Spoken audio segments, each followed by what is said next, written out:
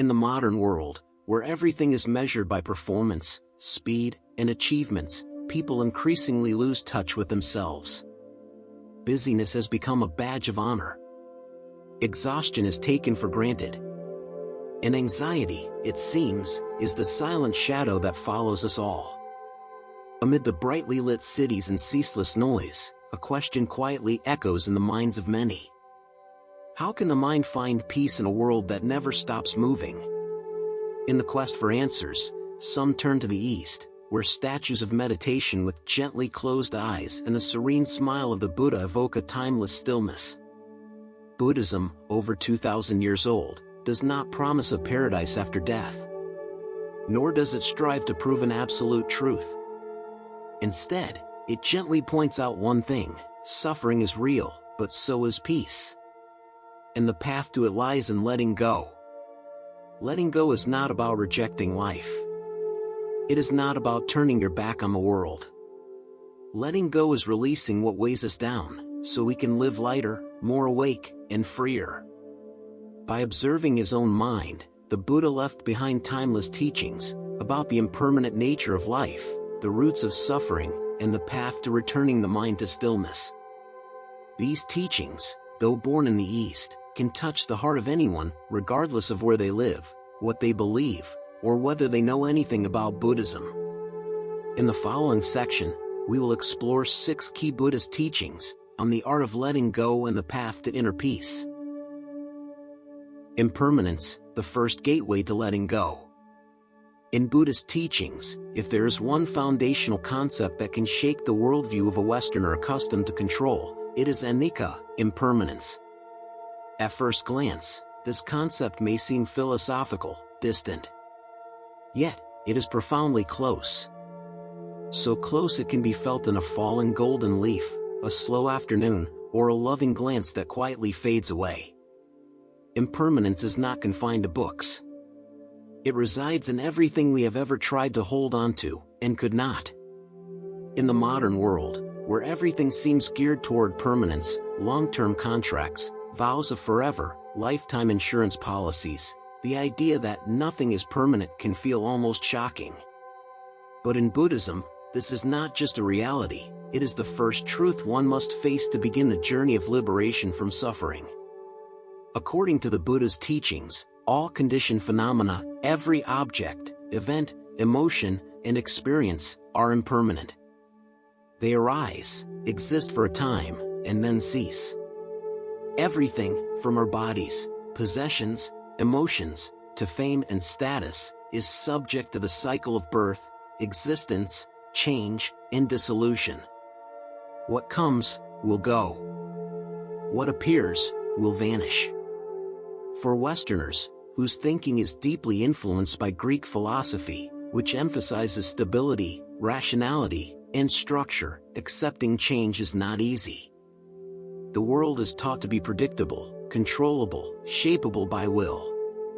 Yet the more we try to control, the more powerless we feel in the face of what cannot be controlled: the death of a loved one, the end of a relationship, the failure despite our best efforts. And in that moment, when plans crumble, when what seemed forever fades, impermanence appears, like a quiet but piercing teacher. The suffering of humanity does not lie in change itself but in our refusal to accept it. We do not hurt because someone leaves, but because we don't want them to leave. We do not suffer because youth passes, but because we want to cling to it. The more we hold on, the more it hurts. The more we resist change, the more we wound ourselves. Buddhism does not call for pessimism or resignation.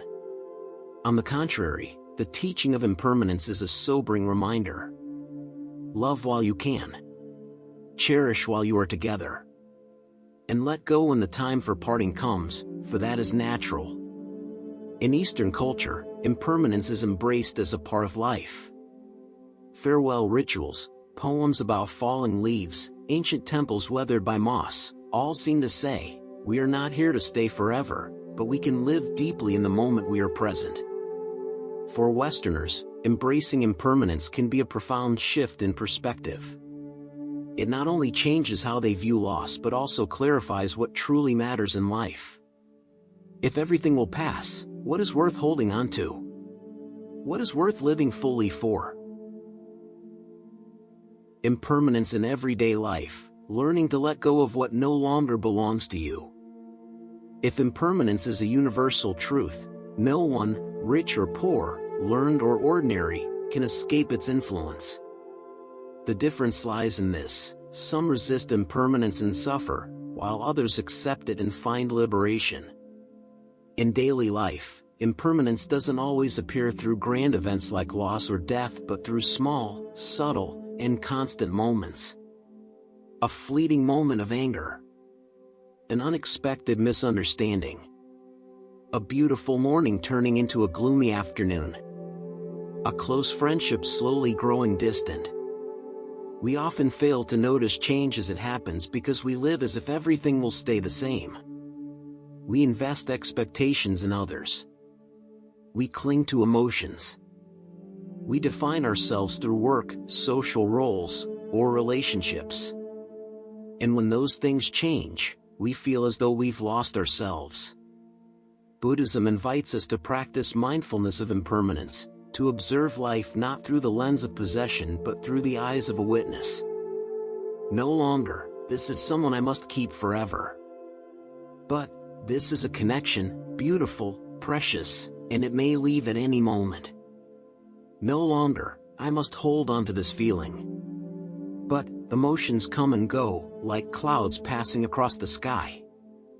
Letting go here is not about neglect but about gently opening your hand, allowing what no longer fits to leave and creating space for what truly matters to arrive. Let go of expectations about others. Let go of the image you've tried to create for yourself. Let go of old stories that no longer hold meaning. Let go of guilt over the past. Let go of anxiety about a future yet to come. All these are expressions of practicing the acceptance of impermanence. And each time we let go, the mind becomes a little lighter. In the West, where a culture of achievement and individualism is celebrated, the idea of letting go is often mistaken for failure or giving up effort. But in Buddhism, letting go is not a sign of weakness, it is an expression of wisdom and courage. Courage to face the truth, everything is changing. Wisdom to not cling to what cannot be held. And when we live with this awareness, something remarkable happens. We begin to feel more gratitude. Knowing the moment won't come again, we cherish it more. Understanding that those beside us may leave at any time, we love them more deeply. No longer demanding the world to stay still for us, we live more lightly. In the art of Eastern meditation, there is a beautiful image, the empty cup. A cup can only hold something new when the old is poured out. The mind is the same. If it's filled with regret, resentment, or clinging, how can there be room for peace? When understood correctly, impermanence is no longer a threat. It becomes a companion, reminding us to live more authentically, more mindfully, and more freely. The unseen weight, how thinking becomes suffering. The human mind is a brilliant architect. It builds futures out of dust, reconstructs the past with vivid clarity, and invents countless stories in the quiet space between now and the next moment. But left unguarded, this same brilliance becomes a trap. Most suffering doesn't come from what happens to us, but from the endless commentary that follows it. A word spoken. A mistake made. A fear imagined. The moment passes, but the thoughts remain, looping, spiraling, multiplying. What if I had done it differently? Why did they say that to me? What if everything goes wrong tomorrow? This overthinking isn't simply mental chatter. It is the soil where anxiety grows, the fog that blurs our present, and the wall that keeps us from peace. In Buddhist teachings, this habit of mind is called papanka, mental proliferation. It means the mind's tendency to scatter, to inflate, exaggerate, and spin webs of thought until we're caught in them like insects in our own net. It's not reality that binds us. It's our ideas about reality. And so, the more we think, the less we truly see. Letting go, then, is not about pushing thoughts away. It's about recognizing them for what they are, just thoughts. Not facts. Not fate. Just passing clouds in the vast sky of awareness. Buddhism doesn't ask you to become a blank slate. It invites you to become a quiet observer. To return, again and again, to this breath, this moment, this now. Where peace has always been waiting. Letting go of the self, Anatta. The ego, the mask we mistake for ourselves. Most of us live our entire lives behind a mask we don't even recognize. This mask bears our name, age, profession, roles, and social status, labels assigned to us from birth that we accept as our true essence. We are given a name and gradually identify with it. We are told, you are your parents' child, then you are an excellent student, you are an engineer, you are someone's mother. These labels weave a veil that seems to be our true self but is, in reality, merely transient forms, ever changing with time and circumstance. The Buddha taught that no self truly exists as an independent, permanent, fixed entity. In the Anatta Sutta, discourse on the characteristics of non-self, he declared, "This body is not me, these feelings are not me, these perceptions are not me, these mental formations are not me, this consciousness is not me." The five aggregates, body, feelings, perceptions, mental formations, and consciousness, are merely components that form what we temporarily call a person, but they are all impermanent, and none of them is truly us. Observe yourself closely. Your body was once that of a child, then a teenager, an adult, and it will age. Your emotions today may be joyful, tomorrow sorrowful. Your thoughts yesterday may have affirmed something is true, yet today you doubt or reject it. If you are truly something fixed, why do you change so constantly? If emotions and thoughts are you, then who is observing them as they pass? This question, when deeply contemplated, becomes the key to breaking free from the illusion of the ego. The irony is that we cling to the ego as if it were the only real thing. From this attachment arises all kinds of suffering. When someone insults me, we get angry. When someone fails to acknowledge me, we feel hurt. When our position, title, or reputation is shaken, we feel anxious and insecure. But consider this, if the self is not a fixed entity, then what we cling to is merely an illusion. So why do we let ourselves suffer over something that isn't real? In a famous Zen story, someone asked the Zen master, "Who are you?" The master replied, "When hungry, I eat, when tired, I sleep." The questioner was surprised. "I do the same." The master smiled. "No, when you eat, your mind is caught up in 1,000 thoughts. When you sleep, your head is still buzzing with plans. But when I eat, I only eat. When I sleep, I only sleep." This story illustrates that the ego often inserts itself between us and reality, preventing us from living fully in the present moment. It's the voice in our head whispering, "I must be better, I can't fall behind, I must prove my worth." Yet, it is precisely these thoughts that block us from seeing the still, clear, selfless nature within. Take a simple example. When someone criticizes us, the ego immediately reacts. "How dare they say that about me? Do I deserve to be belittled? I must prove them wrong." And so, we are pulled into a spiral of negative emotions, anger, hurt, resentment, and the urge to retaliate. But if there is no self to be offended, who is there to be hurt? If another's words are just sounds passing through our ears, unable to touch our core, why should we suffer? The Buddha called the ego a collective illusion, a grand misunderstanding shared by most beings. He likened it to a mirage in the desert. Seen from afar, it appears to be water, but up close, there's nothing there.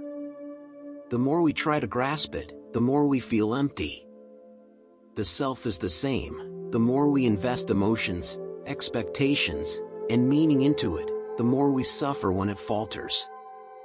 But when we recognize it as an illusion, we are no longer bound by the negative emotions it creates. It's no coincidence that in many Buddhist practices, the first step is contemplating non-self. By seeing non-self, we stop viewing ourselves as the center of the universe. We no longer feel threatened by the external world. We don't need to strive to become someone. We simply are, living fully and mindfully. A sage once said, "When I let go of the self, I found myself."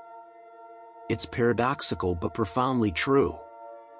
When the ego dissolves, what remains is peace, stillness, and pristine wisdom, untainted by prejudice, fear, or ambition.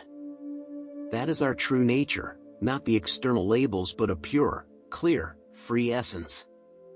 So, how do we let go of the ego, the mask we mistake for ourselves? First, observe yourself with a non-judgmental mind. When a thought arises that I'm not good enough, don't believe it right away. When an emotion like I'm offended surfaces, don't react immediately. Simply watch, like a neutral observer seeing clouds drift across the sky. Through this, we gradually detach from the ego. We are no longer controlled by it but become its master. Ultimately, we realize the ego doesn't need to be destroyed, because it never truly existed. What we need is to recognize its illusion and return to the pure awareness within us, where there is no I or other, no better or lesser, no gain or loss. There is only complete, wholesome, serene presence. And that is the first step to transcending overthinking, to returning to the peace the Buddha taught. When the ego no longer clouds the mind, wisdom naturally shines through, like the sun emerging from the mist. When the self dissolves, love emerges.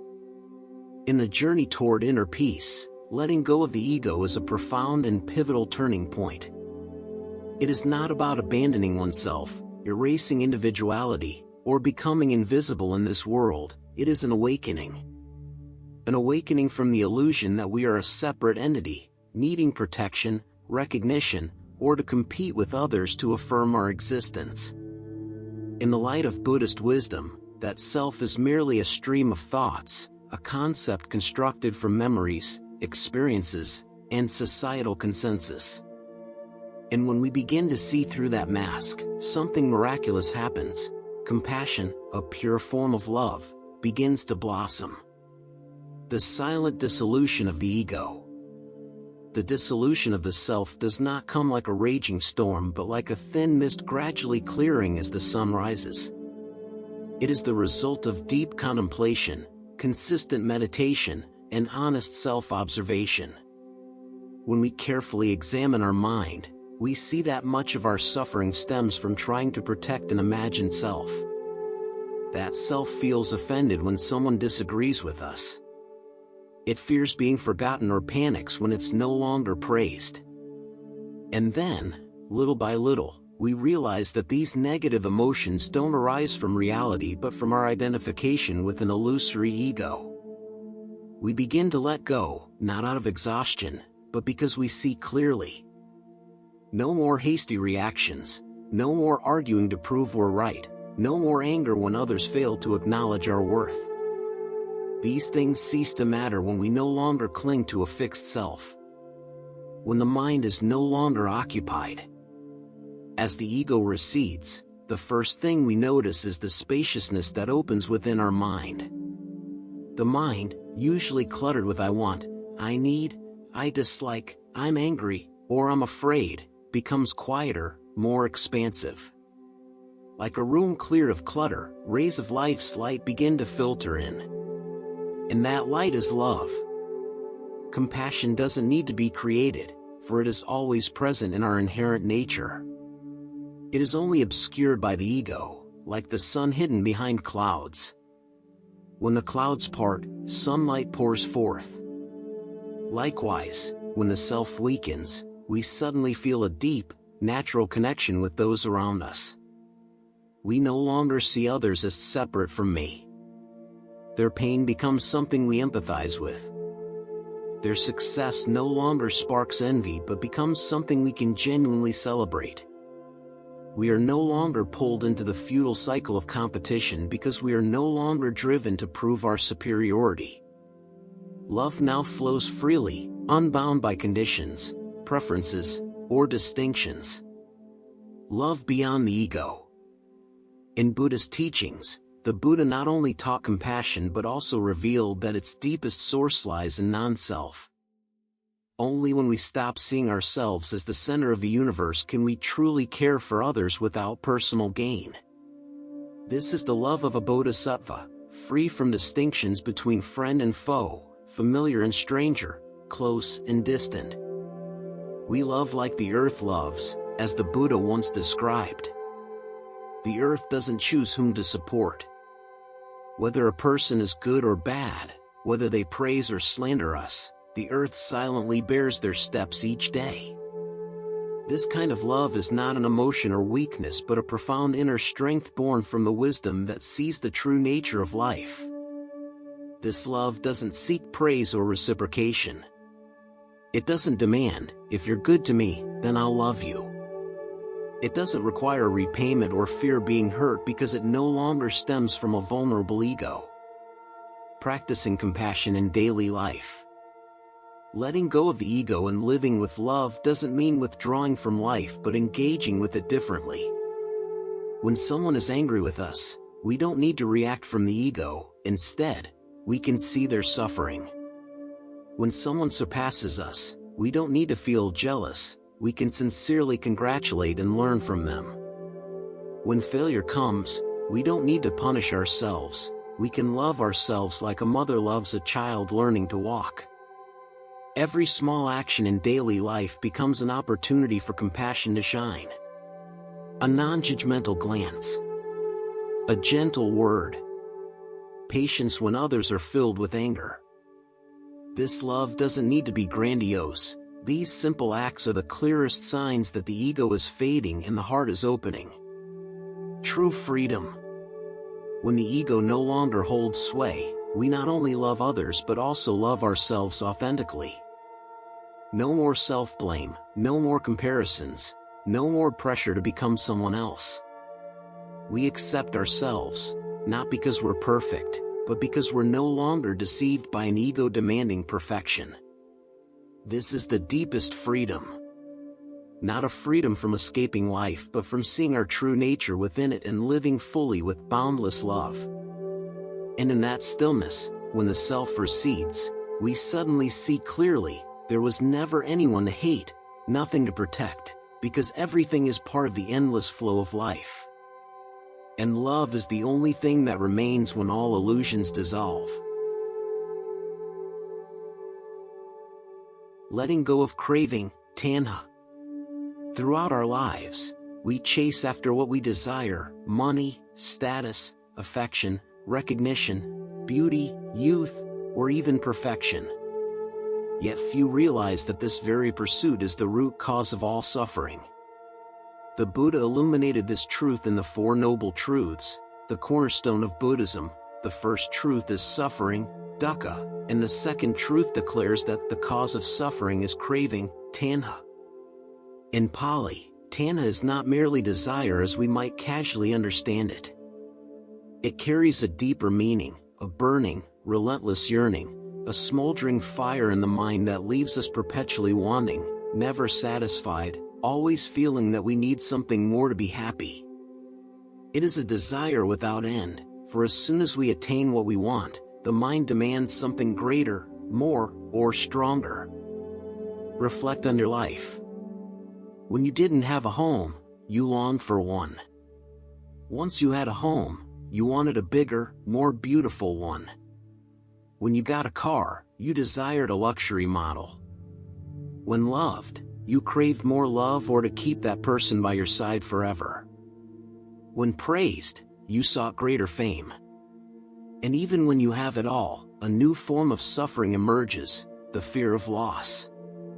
This is Tanha. It never lets you rest. It convinces you that happiness lies out there in the future, in someone else, in material possessions, or in achievements. Never in the now, never in you. Thus, the more desires we have, the harder it is to live in the present moment.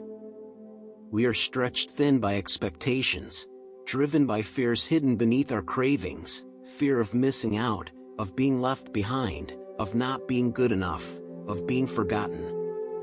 We live with a mind that feels perpetually lacking, and thus, perpetually restless.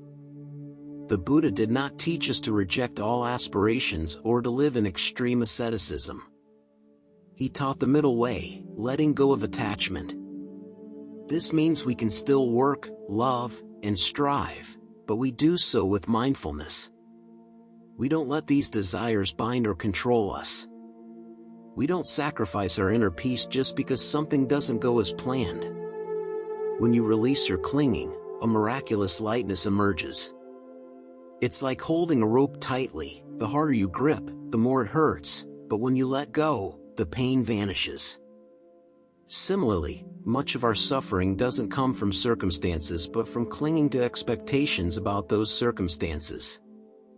Some people love without controlling, give without expecting reciprocation, and live fully without clinging to outcomes. This is because they have let go of Tanha, the force that turns love into jealousy, ambition into pressure, and kindness into calculation. Letting go is not about abandoning everything but about relinquishing the notion of possession in the mind. When you no longer see your loved one as mine, success as mandatory, or fame as a must-achieve goal, you step into the realm of inner freedom. In the Dhammapada, the Buddha said, "There is no fire like the fire of desire. There is no chain like the bondage of craving." The more desires we have, the more our mind is consumed by dissatisfaction. When we let go, it's like stepping out of a burning house, only to discover a cool, clear sky waiting outside. You might ask, if I have no desires, what's left to motivate me? The answer is that motivation remains, but it no longer stems from emptiness or lack. Instead, it arises from love, understanding, and responsibility. When you let go of Tanha, your life's energy doesn't vanish, it transforms into a purer, higher form. Imagine doing something simply because you love it or wish to contribute, not to prove yourself or gain results. You still act, still live fully, but your mind is free, unburdened by the need for things to go your way. This is action born of mindfulness, no longer driven by craving. Letting go of Tanha is a journey, not a sudden decision. It comes from observing yourself daily. Each time a desire arises, pause and ask, is what I want truly necessary? Will it bring peace, or will it pull me into another cycle of suffering? Only by seeing clearly can we let go. Only by recognizing the impermanent nature of everything can we stop placing our happiness in it. Ultimately, liberation lies not in how much you have but in not being possessed by anything. To be free from the control of desire is true freedom. To no longer suffer because things don't go as you wish is true happiness. When you truly let go of Tanha, another door opens, the door to peace, to unconditional contentment. You no longer need to seek anything outside yourself, for everything is already within, ease, stillness, and freedom amidst life's fluctuations. Craving is a flame, the more you feed it, the more it consumes the soul. Picture craving as a flame. It starts as a small spark, a wish for something pleasing, like a new phone, someone's recognition, or the feeling of being loved. At first, these seem harmless, even reasonable. But as the mind grows accustomed to seeking happiness externally, it craves more. One gain leads to wanting something greater. One moment of attention leads to craving eternal admiration. And so, the smoldering fire of Tanha flares up, burning away the soul's inherent peace. The Buddha called this Tanha, a thirst that is never quenched, never satisfied. It takes three forms. Kamatanya, craving for sensual pleasures. Bhavatanya, craving to be something, to exist as someone. Vibhavatanya, craving to not exist, to escape or destroy what we dislike. All three are roots of suffering. The more you chase them, the further you stray from peace. The tighter you cling, the more anxious, jealous, or angry you become. We often think, if I get this, I'll be happy. But when we attain it, the joy is fleeting, it fades quickly. It's like drinking seawater to quench thirst. The more you drink, the thirstier you become. The more you gain, the more you fear losing. Thus, the mind becomes a puppet of Tanha, its moods rising and falling with external changes. Craving isn't just about material desires, it seeps into the realm of emotions. We don't just crave wealth or power but also fame, beauty, love, attention, or even an idealized self-image. We're deceived by the illusion that just a little more will make life complete. Yet, ironically, that little more has no end. Ask yourself, how many times have you stressed over not getting what you wanted? How many times have you felt disappointed because someone didn't love you as you expected? How many times have you hurt others due to possessiveness? All of these stem from the root of Tanha. It makes you confuse love with possession, having with enough, enjoyment with dependence. When you love someone and want them to belong to you or act as you expect, that's no longer love, it's Tanha in disguise. When you seek success to prove your worth, it's not always a positive aspiration, it may be bhavatanya, a craving to be someone to fill an inner void. The Buddha taught, whatever arises from craving ends in suffering. Only when you see the fleeting, illusory nature of what you cling to can you let go. This doesn't come from forcing yourself to abandon desires but from the wisdom of contemplation. You see clearly that everything is impermanent, what you have today may be gone tomorrow. All emotions change, what you love today may bore you tomorrow. Everyone has their own path, no one can belong to you forever. And then, a miraculous transformation occurs. You no longer need to possess to feel loved, achieve to feel enough.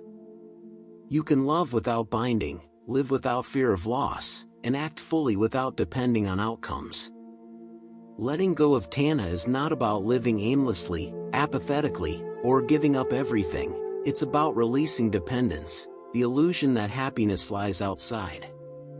You can still live, work, and love, but you're no longer swept away. You become free, like a rower navigating the river of life, knowing when to paddle hard, when to let go, flowing with the current without losing direction. Love without attachment, work without pressure, life without haste, all begin the moment you realize, Tanha is never the path to happiness but only a door to suffering. Living in the present. When someone embarks on the journey to find deep inner peace, a simple truth often emerges: no matter where they are, people frequently fall into a common state. Though their body is present, their mind drifts through stories of the past or is consumed by worries about the future. In doing so, the flow of the present moment slips by, unnoticed. Indeed, in many aspects of modern life, we are taught to always look forward, to plan, set goals, and strive relentlessly. The past is a trail of etched footprints, the future a horizon of possibilities yet to come. Yet, by fixating on these two extremes, the here and now, the only moment where life truly unfolds, is often overlooked, taken for granted. In the rush of daily life, we often see hurried mornings, a cold cup of coffee in hand, eyes glued to a phone screen, the mind already racing toward upcoming tasks or problems to solve. The beauty of a dawning sunrise, the scent of fresh grass carried on the breeze, the cheerful chirping of birds, all pass by like invisible paintings. We may exist in space and time, but we are not truly living fully.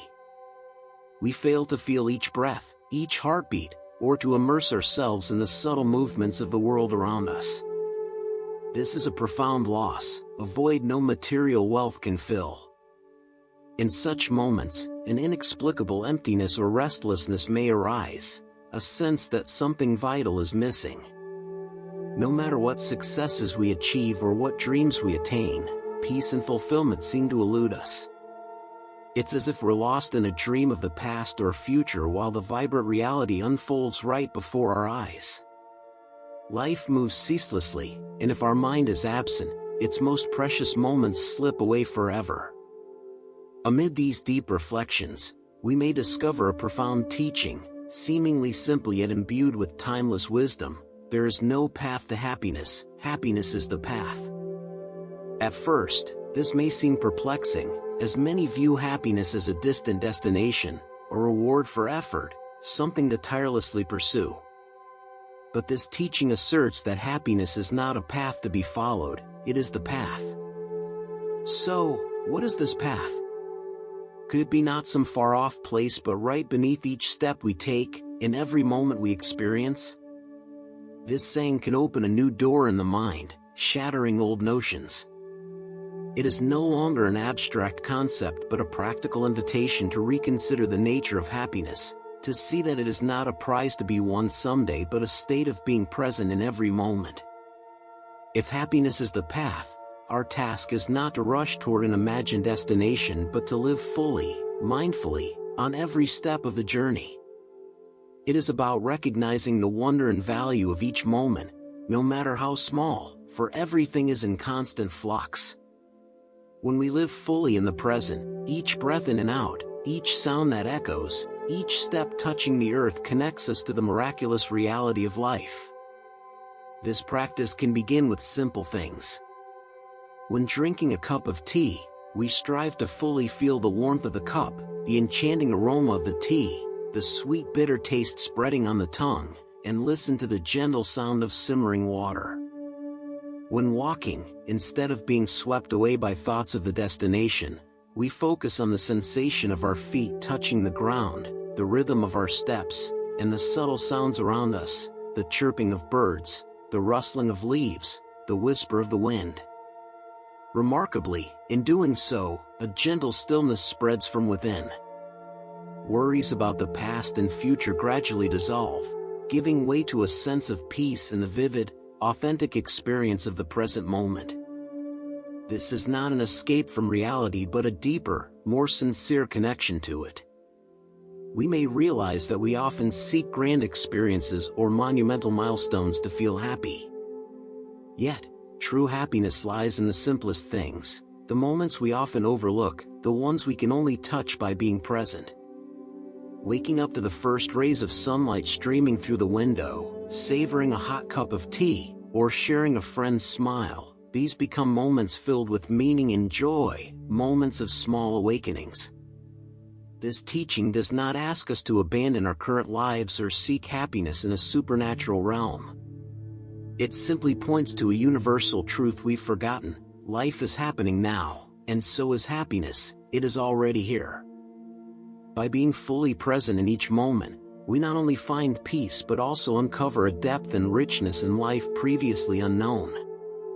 This is an invitation to stop chasing happiness like an ungraspable shadow and start living it on the path we're already walking, with every step and every breath. It requires no religious belief, only a shift in how we direct our mind, a return to the true essence of life. When one grasps the importance of living in the present, the next question a practical seeker might ask is, how can I do this sustainably? Fortunately, ancient teachings offer not only philosophy but also concrete practices. This is where mindfulness comes in, a term familiar across cultures, yet its true meaning and transformative power are fully revealed only through the lens of timeless wisdom. Mindfulness is not a complex technique or a mystical state reserved for the exceptional, it is simply paying attention, intentionally, to the present moment, without judgment. It sounds straightforward, but its practice is a journey requiring patience and diligence. The human mind is often likened to a restless monkey, constantly swinging from one thought to another, creating an endless stream of worries and illusions. Keeping it still, even for a few seconds, is a significant challenge. The journey can begin with the simplest, most accessible thing, the breath. Breath is ever present, always here, accompanying each person in every moment like a faithful friend. Practitioners focus on their breath consciously, feeling the air enter through the nose, the chest expanding, then the air gently exiting as the chest contracts. At first, the mind may wander quickly, thinking about work, worrying about the future, or dwelling on past events.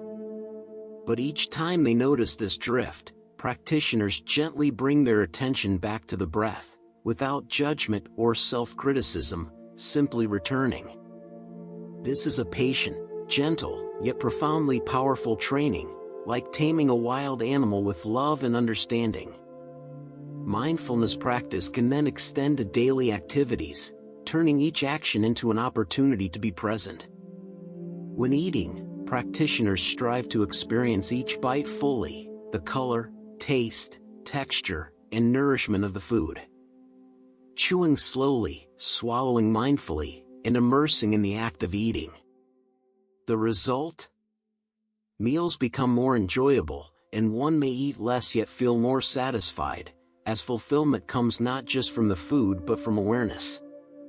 When walking, attention shifts to each step, the sensation of the foot touching the ground, lifting, and stepping again, the steadiness and rhythm of movement. Listening to the chirping of birds, the rustling of leaves, or the breeze's gentle hum becomes a natural symphony. When speaking with someone, practitioners aim to truly listen, not planning their next words or judging, but being fully present with the other person, sensing their shared emotions from the heart. The wonder is that with persistent mindfulness, even in brief moments initially, practitioners notice clear and profound changes. First, anxiety and stress diminish, not just superficially but by releasing the burden of illusions. When the mind no longer clings to thoughts of the future or regrets of the past, the weight on the shoulders lifts, revealing a space of lightness.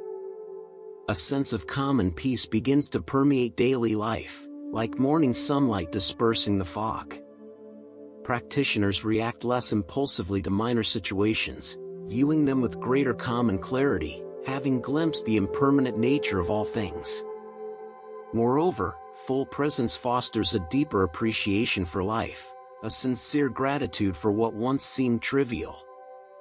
Things once taken for granted, the morning sun's rays, a hot cup of tea, a friend's smile, become moments of profound meaning and joy, moments of awakening. Relationships with others improve naturally. When one listens with full presence, they hear not just words but also unspoken emotions and deeper needs. This creates a stronger, more authentic connection, transcending surface-level words. Presence makes one a better friend, colleague, or family member, as love and compassion grow from understanding.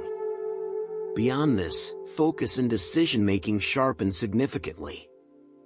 A mind no longer scattered by countless thoughts or distractions sees issues more clearly, making wiser choices unclouded by attachment. A fascinating paradox emerges. While mindfulness practice initially requires effort, the ultimate goal is a natural, effortless state of presence. Like learning to ride a bicycle, balancing takes effort at first, but with mastery, it becomes second nature, free of struggle. It's not about constantly doing something but about being oneself, in the present moment, flowing with life. Presence doesn't just bring surface-level peace, it opens the door to deeper wisdom about the impermanent, selfless nature of reality and the interdependence of all things. By focusing on the present, one sees the constant change in everything and the interconnectedness of all phenomena. Accepting this change brings true freedom, unbound by expectations. This is not a religious concept but a simple observation of how the world works, the universal truth. When one lives fully in the present, the profound meaning of happiness as the path becomes clear. It ceases to be an abstract theory and becomes a vivid experience, a continuous discovery. Every step, every breath, every moment is part of the path to happiness, to awakening. It is an ongoing journey, a gentle return to the present moment, repeated endlessly. In this return, one finds profound liberation from suffering and an infinite richness that life offers to those who are fully present. This is a priceless gift, accessible to anyone, regardless of faith, to embrace and practice in their life. Forgiveness and letting go of resentment. In the journey to explore the depths of the soul and seek inner peace, one of the greatest obstacles we often unwittingly create is the burden of resentment. Sometimes, the person who hurt you may have forgotten or remains unaware of the depth of the wound they caused. They may move on with their life untroubled, while you, the one who was hurt, continue to hold on to anger and bitterness, nurturing it day by day, hour by hour. The feeling of being treated unfairly, betrayed, or deeply harmed clings to the mind, forming an endless cycle of negative thoughts and painful emotions. Each time the memory of that event resurfaces, the flames of anger flare up, consuming the heart, weighing it down, and clouding the mind. Clinging to resentment is like an invisible chain, binding the mind to the past and preventing it from living fully in the present. Whether consciously or not, the person who was hurt often believes that holding on to this anger punishes the wrongdoer or serves as a reminder to never be hurt again. But in harsh reality, the opposite is true. This anger doesn't harm the other person, it only harms the one holding it. There is a profound, wise saying, holding on to resentment is like drinking poison and hoping the other person dies. This vividly captures the self-destructive nature of hatred. When someone harbors resentment and rage, their mind becomes clouded, their vitality is drained, and joy and peace are stolen bit by bit. Resentment is a subtle poison, slowly eroding mental and physical health. It can manifest as chronic stress, insomnia, anxiety, or even weaken the immune system. More critically, it distorts one's perception of the world. Everything seems shrouded in a veil of negativity, making it hard to see beauty, goodness, or things worth cherishing in life. Relationships with others suffer greatly as well. Pent-up anger can erupt into harsh words, impulsive actions, or withdrawal and suspicion. The person becomes wary of trusting others, isolating themselves in a fortress of pain and defensiveness. Moreover, living in resentment is a refusal of the present. The mind is constantly pulled back to the moment of hurt, endlessly replaying the scene, analyzing every word and action, and tormenting itself in a cycle of bitterness. This prevents one from experiencing the joy of the present moment, missing opportunities to connect, create, or live fully. The fire of resentment burns away possibilities and untapped potential. It turns the person into a prisoner of their own negative emotions, trapped in a jail of their own making, with bars forged from unresolved anger and pain. Many mistakenly believe that forgiveness is an act for the person who caused the harm, a sign of weakness, an acceptance that their actions were justified. This is a profound misunderstanding. Forgiveness does not mean condoning wrongdoing, forgetting the pain, or denying the hurt that occurred. It doesn't require you to befriend the wrongdoer or overlook the consequences of their actions. Nor does it mean blindly accepting what happened. Forgiveness transcends all of that. Resentment, no matter how justified, remains a burden felt only by the one carrying it. It is not a tool for justice but a chain that binds the soul. The truth is, the person most deeply affected by resentment is the one nurturing it. The wrongdoer may never know that your pain lingers, or they may have changed, learned their lesson, and moved on with their life. Meanwhile, you continue to suffer, reliving the old wound in your mind. That anger cannot change the past, erase the scar, or deliver true justice. Instead, it prolongs suffering, turning you into a perpetual victim of a story long gone. Only by facing this harsh truth can one begin to see the path to liberation, the path to true peace. And that path begins with letting go, with a courageous decision to free oneself from the prison of resentment. Forgiveness is an act of wisdom and compassion. When the light of wisdom begins to reveal the truth about the burden of resentment, one can find a path to liberation, a profound act not for others but for oneself. A deep teaching on letting go states, forgiveness does not mean denying the hurt. This is a crucial point to understand. Forgiveness is not about dismissing pain, weakness, or blindly accepting the wrongs of others. On the contrary, it requires the courage to face the pain, acknowledge the harm done, and then, with resolute will, choose not to let that pain continue to control and shape one's life. It is an acceptance of the reality of the wound but also a decision to release its hold. In essence, forgiveness is a gift you give to yourself, for a mind set free, for a heart at peace. It is the act of liberating oneself from the chains of the past, from the burning fire of resentment within. When you forgive, you choose to lay down the weight of bitterness, ending the cycle of suffering you've unwittingly sustained. This is an act of self-respect, of genuinely loving oneself. When the mind is no longer haunted by painful memories, it becomes lighter, clearer, and opens space to embrace the beauty present in life. It is like unlocking a tightly shut door, letting light and fresh air flood into a dark room. The process of forgiveness is not always easy. It is not a switch to flip on and off instantly but a complex, often challenging journey. It demands patience, compassion, and a deep understanding of human nature, that everyone carries their own struggles, shortcomings, and acts of ignorance. Sometimes, those who cause harm are themselves trapped in their own cycles of pain and misunderstanding. Recognizing this can spark empathy, allowing us to see their actions from a different perspective, not to excuse them but to free ourselves from the burden of judgment. Forgiveness brings profound benefits to both mind and body. Mentally, it releases one from the stress, anxiety, and depression caused by resentment. The mind becomes calmer, more peaceful, and able to focus on positive, constructive things. Emotionally, it creates space for healthier feelings like gratitude, joy, and love. The heart, no longer closed off by fear and bitterness, opens wide, capable of deeper connections with oneself and others.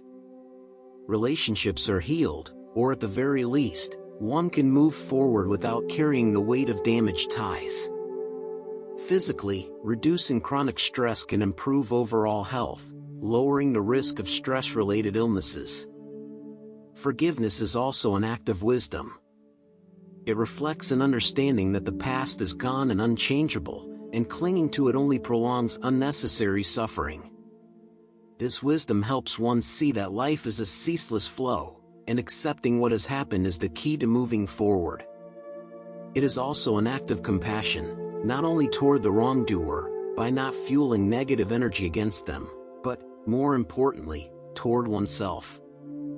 For only by letting go of resentment can one truly find inner peace, a peace independent of others' actions or thoughts. This process may involve recognizing and naming painful emotions, allowing oneself to feel them without denial, and then gradually practicing letting go of attachment. It's not about forgetting the wound but refusing to let it control your life anymore. It is a conscious choice to break free from a vicious cycle of pain. When this state is reached, a profound freedom arrives. The mind is no longer bound by the past, the heart no longer weighed down by resentment. One can live fully in the present, with an open heart and a serene soul.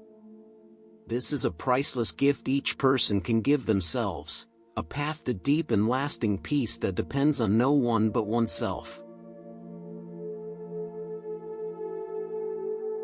Meditation for inner stillness. In the journey to explore the depths of consciousness and seek inner peace, one concept frequently mentioned yet often misunderstood is meditation. For many, meditation is imagined as a state where the mind is completely empty, devoid of any thoughts. People may believe the goal is to force the mind to stop thinking, achieving total blankness. However, attempting this often leads to frustration and discouragement, as the human mind is naturally a ceaseless thought-generating machine. Trying to suppress it forcibly is like trying to stop breathing, impossible and unnatural. This misconception causes many to abandon meditation, deeming it too difficult or not for them. Yet, the profound teaching of meditation offers a different perspective. Meditation is not about sitting to stop thinking. It's about learning to observe thoughts passing by without getting caught up in them.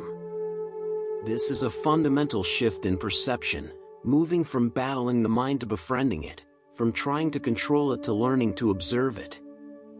Picture the mind as a vast sky and thoughts as clouds drifting across it. The meditator doesn't try to chase away the clouds or hold onto them. Instead, they simply stand still, watching the clouds move across the sky of the mind. Some clouds are dark, some are white, some are large, some are small. They appear, linger briefly, and then dissolve into nothingness. The observer doesn't cling to any cloud, doesn't chase after them, and doesn't judge them as good or bad. They simply acknowledge their presence in their passing. Observing thoughts is a subtle skill. When a thought arises, instead of reacting to it, believing it, or being swept away by its current, the practitioner simply notices, "Oh, this is a thought." It might be a plan for the future, a memory from the past, a worry, a judgment, or an emotion. The goal is not to evaluate whether the thought is right or wrong or to try to change it. The aim is to create a small space between the observer and the thought being observed. This space is the realm of freedom, where one is no longer a slave to their thoughts. It's like standing on a riverbank, watching leaves float by on the water. You see one leaf, then another, but you don't jump into the river to chase them or try to stop the flow.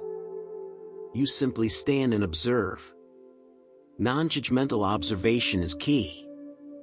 The mind tends to label everything. This thought is good, that thought is bad. I shouldn't think this, I must think that. This judgment creates attachment and suffering. By judging a thought, we interfere with the mind's natural flow, binding ourselves to it. By letting go of judgment, the practitioner allows thoughts, emotions, and sensations to arise and pass naturally. Gradually, they realize that thoughts are merely fleeting events in the mind, not their true essence, and they lack power to control unless we grant it to them. This process can be challenging and sometimes discouraging at first. The mind is accustomed to constant activity, analyzing, planning, or self-criticizing. Sitting still and observing can feel unfamiliar, even boring. Practitioners may notice their thoughts becoming more chaotic or intense, or they may feel sleepy or restless. These are natural responses as the mind adjusts to a new way of being. The key is patience and self-compassion. Each time the mind wanders, gently bring it back to the breath or the present focus, without self-blame. This is not a battle but a gentle training.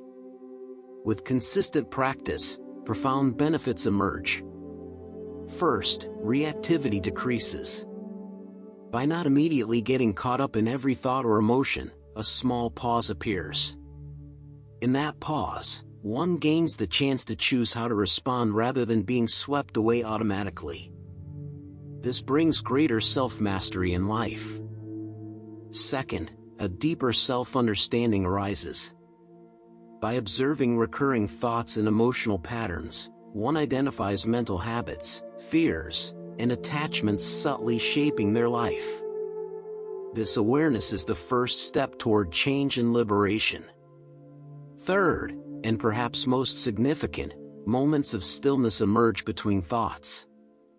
In these gaps, one may experience profound peace, a state of pure presence undisturbed by anything. These moments grow longer and more frequent, bringing a sense of calm and renewal to the soul. Learning to observe thoughts without being entangled in them is the key to freeing oneself from the unnecessary burdens created by the mind. It is not about renouncing life or its experiences but about living more consciously, with clarity and inner peace. This is a journey of self-discovery, a path to stillness not through force but through letting go and accepting the mind's natural state. As one learns to observe thoughts without being swept away by them, they gradually approach a state of mind known as stillness. This is not a lifeless or empty stillness but a vibrant, energizing, and wise state. Ancient teachings convey a profound truth: the mind is the source of all phenomena. When the mind is still, the world becomes peaceful. This underscores the paramount role of the mind in shaping and perceiving our world. Every experience, sensation, and reaction to life originates from the mind. If the mind is turbulent, clouded by anxiety, anger, or attachment, the world, even in its calmest moments, will be interpreted as chaotic and painful. Conversely, when the mind is nurtured in stillness, even in the most challenging circumstances, the world can be perceived with clarity, peace, and wisdom. Imagine the mind as a lake. When stirred by strong winds, ripples, or tossed stones, its surface becomes turbulent, distorting the reflections of the sky, trees, and surroundings. Similarly, when the mind is agitated by an endless stream of thoughts, negative emotions, or nameless worries, it grows restless, unable to see the true nature of things. Decisions become hasty, relationships grow strained, and life feels shrouded in a fog of misunderstanding and suffering. We cannot see the beauty of reality or find peace in the moment we are living. In contrast, when the lake becomes still, its surface like a mirror, it perfectly reflects the clear blue sky, white clouds, lush trees, and even the pebbles at its bottom. The reflection is vivid, undistorted, and true. This is the state the mind can achieve through meditation and non-judgmental observation. When the mind is like a still lake, life reflects with greater clarity.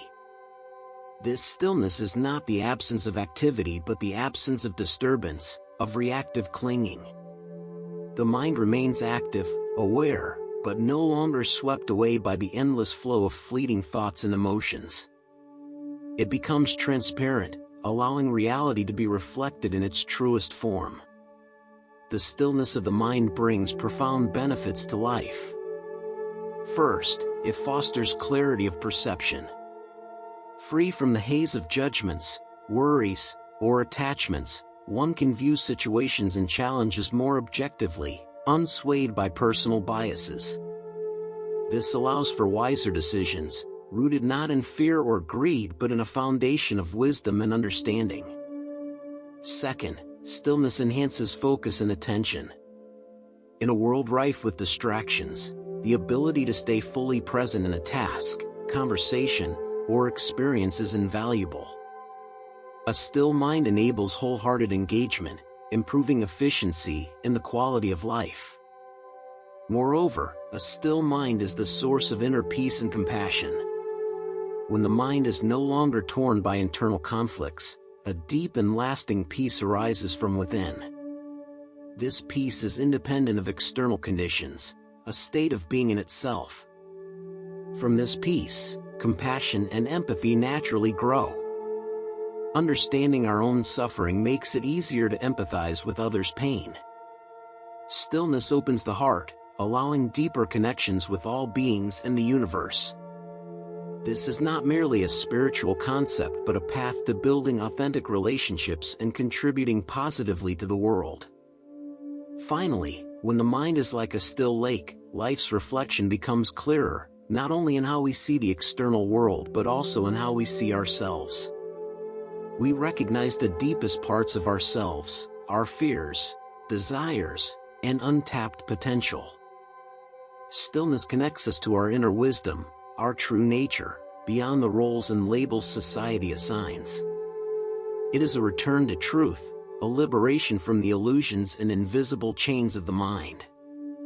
Practicing meditation to achieve stillness is not a distant journey but a homecoming, a return to oneself, to the peace and wisdom already within each person. This is the greatest gift you can offer yourself and the world.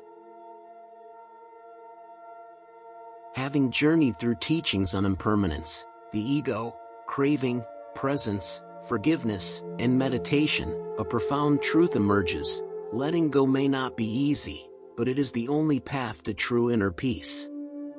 People often cling to thoughts, memories, emotions, and fears, creating burdens for the soul. This clinging, though it offers a false sense of control, obscures the inherent tranquility within.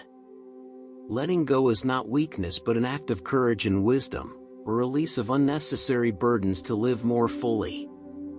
Inner peace is not a distant destination but a state of being within us, revealed as we gradually clear away the dust of attachment. Remember that letting go is a journey, not a destination. You don't need to release everything in a single day. It's enough to be a little lighter today than yesterday.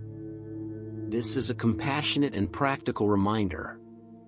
Each time you choose to forgive yourself or others, to live fully in the present with each breath, or to let go of a binding desire, you take a significant step toward true freedom. These small acts, practiced with persistence, free the mind from the weight of overthinking and negative emotions. When you live with gratitude and compassion, the fear of loss or anxiety about the future gradually dissolves. Peace is not far away, it arises from within your own heart. The path is already laid out, all it takes is for each person to walk it with courage and perseverance, one step at a time, to touch a life filled with peace, wisdom, and freedom.